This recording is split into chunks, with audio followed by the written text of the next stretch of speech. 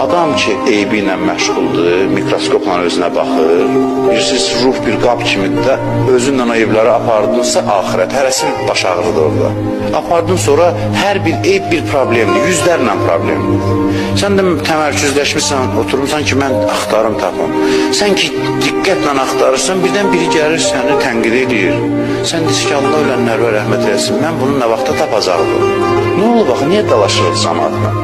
Həmişə deyirəm, deyir ki, hamımız özümüzü məsum bilirik.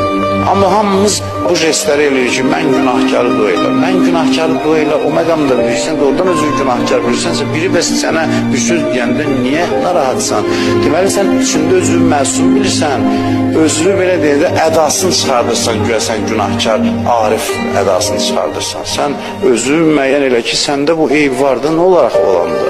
Faciə deyil, biri sənə deyəndə sənin bu nöqsanın var, deyərsən ki, hə, düz deyirsən.